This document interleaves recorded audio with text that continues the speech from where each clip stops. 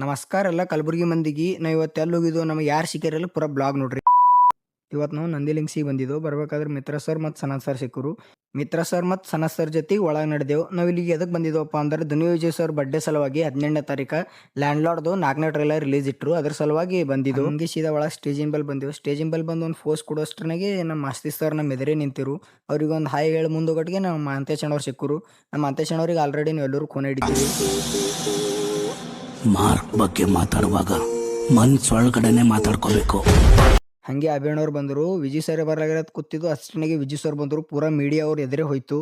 ಹಂಗೆ ನೋಡ್ರಿ ಪೂರ ನಾ ಮುಂದೆ ಬಂದರು ವಿಜಯ್ ಸರ್. ನಂಗೆ ಫುಲ್ ಖುಷಿ ಆಲತ್ತಿತ್ತು. ಫಸ್ಟ್ ಟೈಮ್ ನಾ ವಿಜಯ್ ಸರ್ಗೆ ಇಷ್ಟು ಸನಿಲಿಂದ ನೋಡ್ಲತ್ತೀನಿ.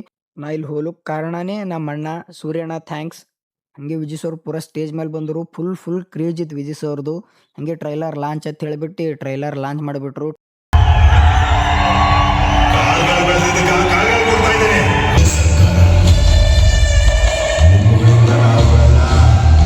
ಟ್ರೈಲರ್ ಖತರ್ನಾಕ್ ಇತ್ತು. ಪಿಕ್ಚರ್ ಇದಕ್ಕಿಂತ ಖತರ್ನಾಕ್ ಇರ್ತದೆ. ಯಾಕಂದ್ರೆ ಇದ್ರೊಳಗೆ ವಿಜಯ್ ಸರ್ ಮಗಳು ರಿತನ್ಯ ಮೇಡಮ್ ಅವ್ರು ಆ್ಯಕ್ಟ್ ಮಾಡ್ಯಾರ.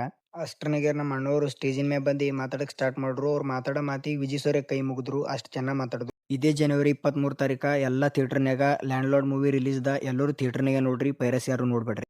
ಇವತ್ತಿನ ಬ್ಲಾಗ್ ಇಲ್ಲಿಗೆ ಮುಗಿಸ್ತೀನಿ. ಬಾಯ್.